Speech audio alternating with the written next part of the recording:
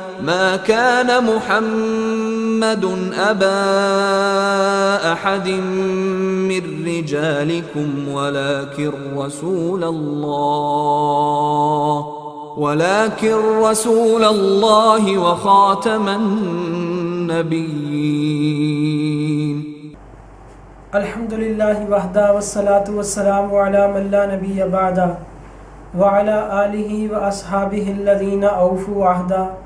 اما بعد فاعوذ باللہ من الشیطان الرجیم. بسم اللہ الرحمن الرحیم. ما کان محمد ابا احد من رجالکم ولکن رسول اللہ وخاتم النبیین وکان اللہ بکل شیء علیما. صدق اللہ العظیم وبلغنا رسولہ النبی الکریم. نحن علی ذلک لمن الشاہدین والشاکرین والحمد للہ رب العالمین. رب اشرح لی صدری ویسر لی امری واحلل عقدۃ من لسانی یفقہوا قولی. رب زدنی علما وارزقنی فہما. اللہم صل علی سیدنا و مولانا محمد وآلہ وصحبہ وسلم کما تحب و ترضى عدد ما تحب و ترضى. انتہائی واجب الاحترام گرامی قدر سامعین، میری آج کی نشست کا موضوع عنوان یہ ہے کہ حضرت محمد صلی اللہ تعالی علیہ وسلم آخری نبی ہیں، اور آپ صلی اللہ تعالی علیہ وسلم کے بعد کوئی نبی نہیں آئے گا، اور نبی پاک صلی اللہ علیہ وسلم پر اللہ تعالیٰ نے ہر قسم کی نبوت کو ختم فرما دیا ہے، اور نبی پاک صلی اللہ تعالی علیہ وسلم پر کمالات نبوت کی تکمیل کر دی. تو آپ صلی اللہ تعالی علیہ وسلم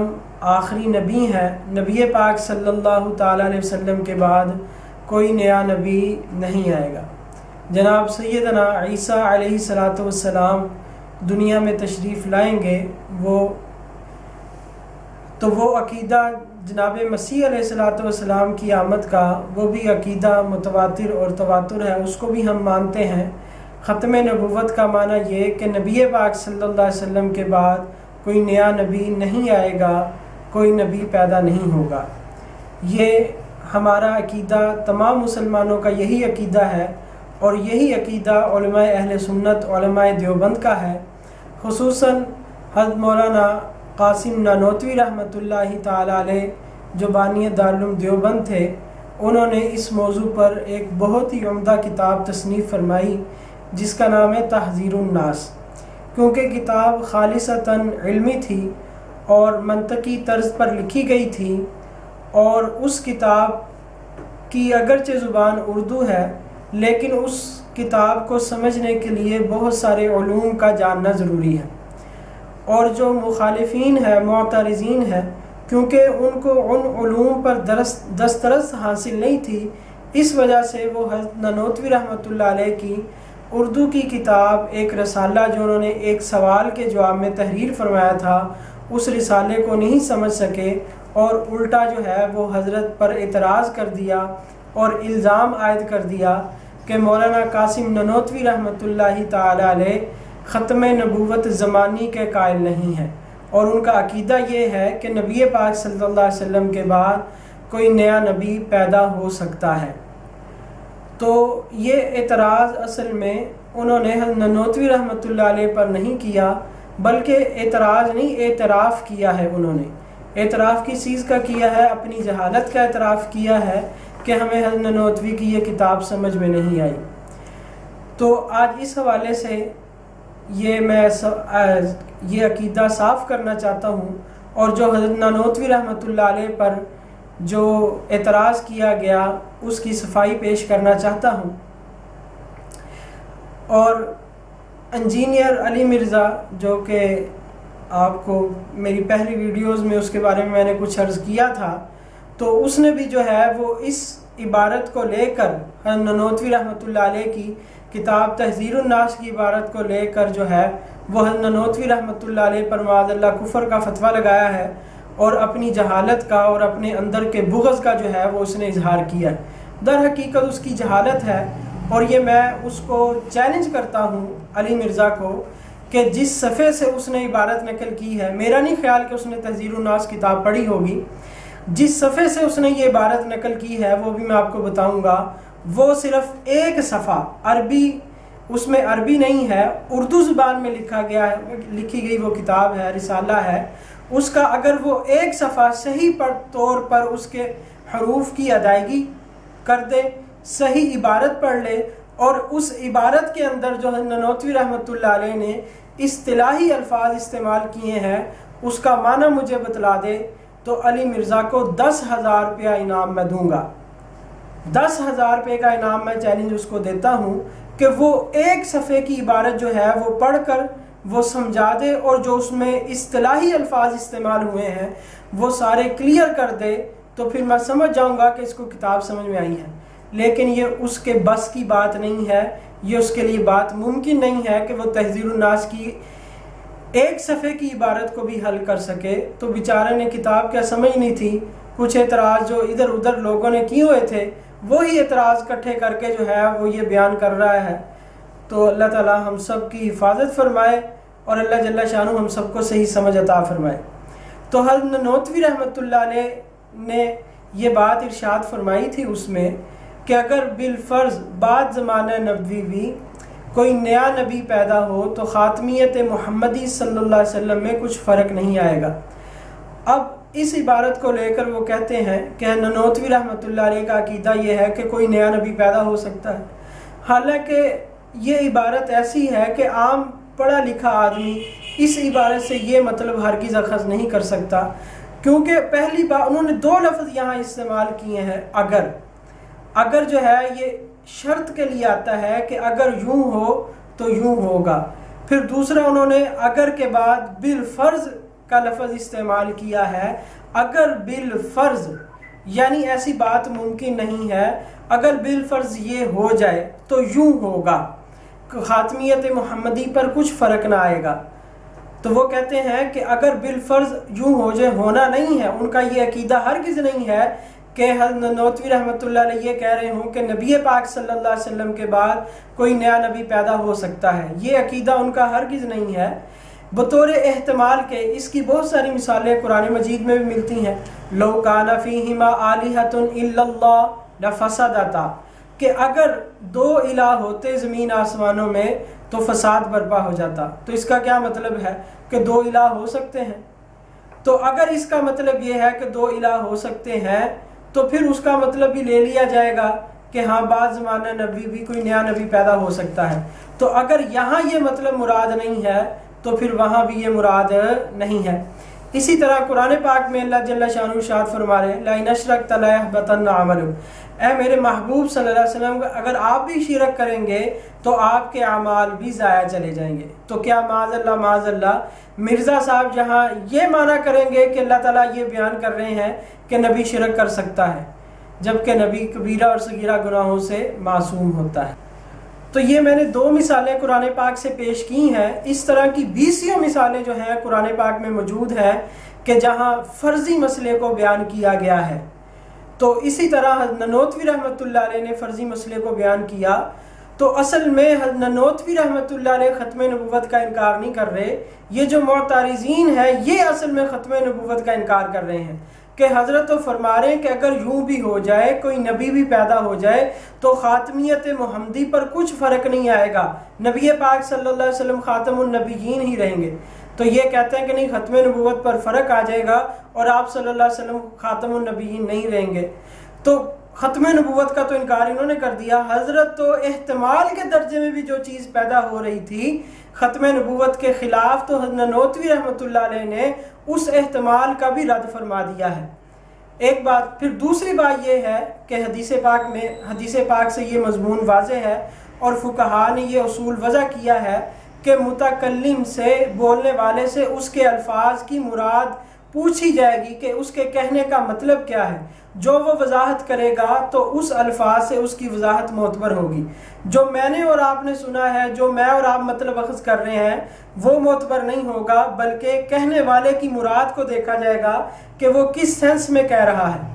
اب اس کی مثال جو ہے وہ احادیث میں بھی ملتی ہے اور فقہا نے بھی اس کی مثالوں کو بیان کیا ہے۔ مثال کے طور پر مسند امام شافعی رحمہ میں صحیح سند کے ساتھ موجود ہے کہ ایک صحابی رکانہ رضی اللہ تعالیٰ عنہ نے اپنی بیوی کو طلاق دی تھی اور طلاق بتہ دی تھی۔ اب طلاق بتہ دی تو نبی پاک صلی اللہ علیہ وسلم نے اس سے پوچھا کہ تیری مراد کیا ہے طلاق بتہ سے، یعنی ایک مراد ہے کہ 3 مراد ہے؟ تو انہوں نے کہا میری مراد جو تھی وہ اس سے ایک طلاق مراد تھی۔ تو دیکھیں لفظ تو دونوں معنوں کو شامل تھا، 3 طلاقوں کو بھی شامل تھا اور ایک طلاق کا بھی اس میں احتمال تھا۔ تو نبی پاک صلی اللہ علیہ وسلم نے اپنی طرف سے کوئی معنی متعین نہیں فرمایا، بلکہ متکلم سے اس کی مراد پوچھی کہ تیری مراد اس سے کیا ہے؟ تو انہوں نے کہا واللہ ما اردت الا واحدہ، کہ اللہ کے نبی صلی اللہ علیہ وسلم میری مراد اس سے ایک طلاق کی تھی۔ تو مطلب عرض کرنے کا یہ ہے کہ متکلم کی مراد پوچھی جائے گی، تو اسی طرح ننوتوی رحمۃ اللہ علیہ سے اس کی مراد پوچھی جائے گی کہ ان کا اس سے مطلب کیا تھا۔ مطلب تو ویسے واضح ہے، لیکن پھر بھی ان کی اگر ہم کتابوں کا مطالعہ کرتے ہیں تو انہوں نے صاف لکھا ہے کہ زمانے کے اعتبار سے بھی نبی پاک صلی اللہ علیہ وسلم خاتم النبیین ہے، یعنی نبی پاک صلی اللہ علیہ وسلم کے بعد اب کوئی نیا نبی پیدا نہیں ہوگا، کوئی نیا نبی نہیں آئے گا۔ یہ ننوتوی رحمۃ اللہ علیہ نے یہ بات بڑی وضاحت کے ساتھ لکھی ہے اور اس کے منکر کو کافر قرار دیا ہے۔ تو جب اس بات کو تسلیم کر رہے ہیں اور اس کے منکر کو کافر بھی بتلا رہے ہیں، پھر اس کے بعد کیا بات رہ جاتی ہے سوائے ضد کے، بغض کے، حسد کے، اور اس کے علاوہ اور کوئی بات نہیں رہتی کہ اللہ تعالیٰ نے اس شخص سے اتنا کام لیا کہ آج پوری دنیا میں الحمدللہ دین اسلام کی جو صحیح طرز پر محنت کر رہے ہیں وہ الحمدللہ علماء دیوبند، علماء اہل سنت ہیں، کہ ہر جگہ میں الحمدللہ اور ہر محاذ پر الحمدللہ کام کر رہے ہیں۔ تبلیغی جماعت کو دیکھ لیں، پوری دنیا میں، جنگلوں میں، دیہاتوں میں، گاؤں میں، کریا بستی بستی جو ہے وہ باہر و بر تک وہ الحمدللہ اللہ کے دین کو لے کر پہنچے ہیں۔ عالمی مجلس تحفظ ختم نبوت کو دیکھ لیں، اور دیگر جماعتیں جو ہیں وہ الحمدللہ ہر محاذ پر اور دین کے ہر موضوع پر کام کر رہی ہیں۔ تو یہ چیز ان سے برداشت نہیں ہوئی معترضین سے کہ ہم کچھ بھی نہیں کر رہے، اور یہ اللہ تعالیٰ نے ان کو اتنی مقبولیت عطا کی ہے، تو اس لیے انہوں نے جو ہے وہ ان پر اعتراضات کرنا شروع کر دیے، بجائے اس کے کہ خود توبہ استغفار کرتے، اپنے اندر للہیت پیدا کرتے، تقوی پیدا کرتے اور دین کی محنت کرتے، تو اللہ تعالیٰ ان کو بھی چمکا دیتا۔ اب یہ کام نہیں کیا، بلکہ جو لوگ دین میں آگے بڑھ رہے تھے ان پر الٹا اعتراضات شروع کر دیے۔ تو چند ایک حوالہ جات حضرت مولانا قاسم ننوتوی رحمۃ اللہ علیہ کی عبارات میں آپ کے سامنے پیش کرتا ہوں، جس کے بعد جو ہے وہ معترض کے لیے کوئی گنجائش باقی نہیں رہے گی کہ وہ پھر بھی یہ کہتا پھرے کہ ننوتوی رحمۃ اللہ علیہ جو ہے وہ منکر ختم نبوت ہے، اور پھر یہ ایک عذر بہودہ سا عذر یہ پیش کرتے ہیں کہ مرزئی بھی یہ عبارت پیش کرتے ہیں، قاسم ننوتوی کی عبارت یہ مرزئی پیش کرتے ہیں۔ جی دیوبندیوں کا بھی عقیدہ یہ ہے کہ اگر کوئی نبی آ جائے تو ختم نبوت فرق نہیں پڑتا۔ تو بھئی یہ دیکھو، قادیانی تو آیت بھی پیش کرتے ہیں، ما کان محمد ابا احد من رجالکم ولکن رسول اللہ و خاتم النبیین۔ تو کیا خیال ہے پھر آیت بھی غلط ہوگی؟ قادیانی احادیث بھی کوٹ کرتے ہیں، تو کیا مطلب احادیث بھی جو ہے وہ غلط ہوگی؟ اسی طرح جو ہے وہ یہود و نصارہ بھی آیات پیش کرتے ہیں، تو کیا کہیں گے کہ یہ آیتیں بھی غلط ہیں، یا یہ کہیں گے کہ ان کا استدلال غلط ہے، وہ غلط معنی لیتے ہیں؟ تو جس طرح وہاں وہ غلط معنی لیتے ہیں، اسی طرح اس عبارت کا بھی وہ معنی غلط لیتے ہیں۔ تو اب اسی کتاب میں ننوتوی رحمۃ اللہ علیہ کیا تحریر فرماتے ہیں، تحذیر الناس میں انہوں نے لکھا ہے، بڑی وضاحت اس کی ہے، کافی عبارتیں ہیں، وہ میں ایک آپ کی نظر کرتا ہوں۔ ایک جگہ پہ لکھتے ہیں تحذیر الناس میں، در صورت کہ زمانے کو حرکت کہا جائے تو اس کے لیے کوئی مقصود بھی ہوگا جس کے آنے پر حرکت منتہا ہو جائے۔ اب یہ دیکھیں، آپ اردو عبارت سے اندازہ لگائیں گے کہ کتنی مشکل کتاب ہوگی، تو مرزے کو کہاں سمجھ آنی، انجینئر کو؟ حرکت سلسلہ نبوت کے لیے نقطہ ذات محمدی منتہا ہے، کہ آپ صلی اللہ علیہ وسلم کی جو ذات ہے وہ منتہا ہے، وہ آخر میں آئی ہے، اور یہ نقطہ اس ساق زمانی اور ساق مکانی کے لیے ایسا ہے جیسے نقطہ راس زاویہ، تاکہ اشارہ شناسان حقیقت کو یہ معلوم ہو جائے کہ آپ کی نبوت کونو مکان زمین و زمان کو شامل ہے۔ پھر اس کے چند سطر بعد آگے کیا نانوتوی رحمۃ اللہ علیہ فرماتے ہیں، من جملہ حرکات حرکت سلسلہ نبوت بھی تھی، سو بوجہ حصول مقصود اعظم ذات محمدی صلی اللہ علیہ وسلم وہ حرکت مبدل بسکون ہوئی، البتہ اور حرکتیں ابھی باقی ہیں، اور زمانہ آخر میں آپ کے ظہور کی ایک یہ بھی وجہ ہے۔ تو انہوں نے آخری زمانہ اس عبارت میں تسلیم کیا ہے کہ نبی پاک صلی اللہ علیہ وسلم کا زمانہ آخری زمانہ ہے، اور یہ جو حرکت سلسلہ نبوت کی جو حرکت تھی یہ اس کے منتہا ہے۔ اب اس کے بعد نبوت کا سلسلہ ختم ہے، نبی پاک صلی اللہ علیہ وسلم کا زمانہ آخری زمانہ ہے۔ تحذیر الناس میں پھر ایک اور جگہ ارشاد فرماتے ہیں حضرت، چلے اب دوسری کتاب نانوتوی رحمۃ اللہ علیہ کی کتاب مناظرہ عجیبہ، اس میں فرماتے ہیں حضرت خاتم المرسلین صلی اللہ علیہ وسلم کی خاتمیت زمانی تو سب کے نزدیک مسلم ہے، یعنی اس کا کوئی انکار نہیں کرتا کہ نبی پاک صلی اللہ علیہ وسلم کا زمانہ آخری زمانہ ہے، اس کا کوئی انکار نہیں کرتا، یہ مسلم ہے، یہ بات تسلیم شدہ اجماعی ہے۔ اور یہ بات بھی سب کے نزدیک مسلم ہے کہ آپ اول المخلوقات ہیں، کہ سب سے پہلے نبی پاک صلی اللہ علیہ وسلم کی تخلیق ہوئی۔ ایک بات انہوں نے یہاں اس عقیدے کو اجماعی عقیدہ بیان فرمایا ہے۔ پھر ایک اور جگہ لکھتے ہیں، سو اگر اطلاق و عموم، عبارت لمبی ہے، اس کا میں خلاصہ آپ حضرات کو بتلا دیتا ہوں کہ وہ فرماتے ہیں کہ نبی پاک صلی اللہ علیہ وسلم کی خاتمیت زمانی ایسی ہی متواتر ہے جیسا کہ فرائض کی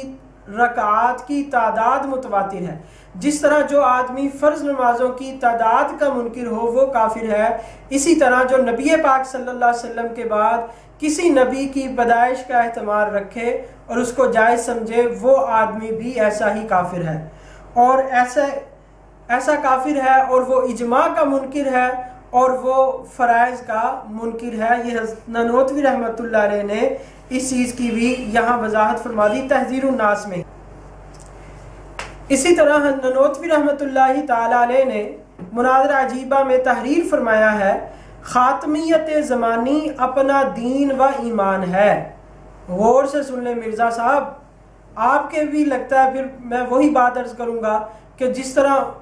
اس کے اندر جو ہے وہ کوئی چیز تھی جو اس کو تنگ کرتی رہتی تھی، تو لگتا ہے آپ کے اندر بھی اسی کا فیض ہے کہ آپ عقیدہ ختم نبوت کے بارے میں بھی لوگوں کو شکوک اور شبہات میں مبتلا کر رہے ہیں۔ کہتے ہیں خاتمیت زمانی اپنا دین و ایمان ہے، ناحق کی تہمت کا البتہ کچھ علاج نہیں۔ جتنے مرزے جو ہے نانوتوی فرما رہے ہیں مجھ پہ جو ہے وہ تہمت لگاتے ہیں کہ یہ ختم نبوت کا منکر ہے، میرے پاس اس تہمت کا کوئی علاج نہیں ہے۔ باقی رہا جہاں تک مسئلے اور عقیدے کا تعلق ہے، عقیدہ میرا یہی ہے کہ نبی پاک صلی اللہ علیہ وسلم کا زمانہ آخری زمانہ ہے، اور آپ صلی اللہ علیہ وسلم کے بعد کوئی نبی نہیں آنا، نہیں پیدا ہونا، اور کوئی نیا نبی نہیں آنا۔ پھر اس سے آگے صفحہ 69 پر تحریر فرماتے ہیں، خاتمیت زمانی سے مجھے انکار نہیں، خاتمیت زمانی سے مجھے انکار نہیں، بلکہ یوں کہیے کہ منکروں کے لیے گنجائش انکار نہ چھوڑی۔ جو میں نے پہلے عرض کیا تھا کہ ہم نے جو احتمال کے درجے میں جو چیز وہم کے درجے میں جو چیز ہو سکتی تھی اس کا بھی ہم نے رد فرما دیا ہے، بلکہ منکروں کے لیے گنجائش انکار نہ چھوڑی، افضلیت کا اقرار ہے، بلکہ اقرار کرنے والوں کے پاؤں جما دیے۔ جو یہ کہتے ہیں کہ آپ صلی اللہ علیہ وسلم کا زمانہ آخری ہے، تو میں نے عقلی اور نقلی دلائل سے جو ہے وہ ان کے پاؤں کو جما دیا ہے، اور نبیوں کی نبوت پر ایمان ہے، اور رسول اللہ صلی اللہ علیہ وسلم کے برابر کسی کو نہیں سمجھتا۔ یہ نانوتوی رحمۃ اللہ علیہ کے اپنے الفاظ ہیں۔ پھر اس کے آگے لکھتے ہیں، ہاں یہ مسلم ہے کہ خاتمیت زمانی اجماعی عقیدہ ہے، نبی پاک صلی اللہ علیہ وسلم کا زمانہ آخری زمانہ ہے، اور آپ صلی اللہ علیہ وسلم کے بعد کوئی نبی پیدا نہیں ہوگا، یہ اجماعی عقیدہ ہے۔ آگے سن لیجئے، مزید وضاحت فرما رہے ہیں، بعد رسول اللہ صلی اللہ تعالی علیہ وسلم کسی اور نبی کے ہونے کا احتمال نہیں، کہ اللہ کے نبی کے بعد صلی اللہ علیہ وسلم کوئی اور نبی ہو جائے، اس کا احتمال بھی نہیں ہے، جو اس میں تعامل کرے اس کو کافر سمجھتا ہوں، جو اس کا تعامل کرے، اس میں تعامل کرے اس کو کافر سمجھتا ہوں۔ تو اتنی تصریحات کے باوجود بھی اگر کسی مرزے کی تسلی نہیں ہوتی تو اس کے تسلی جو ہے وہ موت کے فرشتے ہی کریں گے، حضرت نانوتوی رحمۃ اللہ علیہ کی پھر عبارت نہیں کرے گی۔ لیکن ہم اچھا گمان کرتے ہیں کہ مرزا صاحب انشاءاللہ اپنی بات سے رجوع کریں گے اور حضرت نانوتوی رحمۃ اللہ علیہ کے بارے میں وہ واضح اعلان کریں گے کہ جی مجھ سے غلطی ہوئی، میں نے ان بزرگوں پر کفر کی جو ہے وہ تہمت لگائی اور کفر کا فتویٰ لگایا ہے، اور اس کی اوقات کیا ہے، یہ کفر کا فتویٰ لگا رہا ہے، یہ تو کسی کو استنجے کا مسئلہ نہیں بتا سکتا، شرعی طور پر عالم نہیں ہے، تو اس نے کفر کا فتویٰ کیا لگانا ہے۔ پھر حضرت نانوتوی رحمۃ اللہ علیہ کی جو آخری تصنیف قبلہ نما، آخری تصنیف میں وہ کیا فرماتے ہیں، کہتے ہیں آپ کا دین سب دینوں میں آخر ہے، نبی پاک صلی اللہ علیہ وسلم کا دین سب دینوں میں آخر ہے، اور چونکہ دین حکم نامہ خداوندی کا نام ہے تو جس کا دین آخر ہوگا وہی شخص سردار ہوگا، جس کا دین آخر ہوگا وہی شخص سردار ہوگا، اسی کا دین آخر ہوتا ہے جو سب کا سردار ہوتا ہے۔ تو نبی پاک صلی اللہ علیہ وسلم کو سب سے آخر ماننا اور نبی پاک صلی اللہ علیہ وسلم کے دین کو تمام دینوں میں آخر دن تسلیم کر رہے ہیں، اور جو اس کا احتمال کرے کہ آپ صلی اللہ علیہ وسلم کے بعد کوئی نبی آ سکتا ہے تو اس کو جو ہے وہ کافر لکھ رہے ہیں، اور اس کو منکر اجماع لکھ رہے ہیں، اور اس کو ایسا ہی کافر لکھ رہے ہیں جیسے فرائض کا منکر کافر ہے۔ تو اس کے باوجود اگر کوئی الزام لگاتا ہے تو انہوں نے فرمایا کہ میرے پاس الزام کا کوئی البتہ علاج نہیں ہے۔ تو اب خلاصہ کیا نکلا کہ حضرت نانوتوی رحمۃ اللہ علیہ پر ختم نبوت کا عقیدے کا انکار جو لوگ الزام لگاتے ہیں کہ حضرت نے انکار کیا ہے، یہ سراسر بہتان ہے اور سراسر تحکم ہے۔ حضرت نانوتوی رحمۃ اللہ علیہ نے قطعاً یہ بات نہیں فرمائی، بلکہ انہوں نے تحذیر الناس کتاب کا تو موضوع یہی ہے، تحذیر الناس فی رد اثر ابن عباس، اس کا تو موضوع ختم نبوت کو ثابت کرنا ہے۔ نانوتوی رحمۃ اللہ علیہ نے وہاں نبی پاک صلی اللہ علیہ وسلم کی جو ختم نبوت کو ثابت کیا ہے، زمانے کے اعتبار سے بھی اور مکان کے اعتبار سے بھی اور مقام کے اعتبار سے بھی، ختم نبوت زمانی، مکانی اور رتبی تینوں طرح جو ہے وہ ختم نبوت کو ثابت کیا ہے۔ تو اللہ جل شانہ سے دعا ہے کہ اللہ تعالیٰ، اور یہی عقیدہ ہمارا جو ہے وہ عقائد علماء دیوبند المحند المفند میں لکھا ہے، اور انہوں نے ادھر بھی وضاحت کی تھی کہ نانوتوی رحمۃ اللہ علیہ نے قطعاً اس طرح کا کوئی جملہ نہیں ارشاد فرمایا اور نہ ہی یہ ان کا عقیدہ ہے۔ تو اللہ تعالیٰ ہم سب کو صحیح فہم عطا فرمائے، اور اللہ جل شانہ ہم سب کو جو ہے وہ فتووں سے بچائے، جو اس چیز کا اہل نہیں ہے اس کے لیے جائز بھی نہیں ہے، تو اس کے لیے تو جائز بھی نہیں ہے۔ بہرحال اللہ تعالیٰ سے دعا کرتے ہیں کہ اللہ تعالیٰ شریر کے شر سے ہم سب کی حفاظت فرمائے اور ہم سب کو علماء اہل سنت کے ساتھ چمٹے رہنے کی توفیق عطا فرمائے۔ وما علینا الا البلاغ۔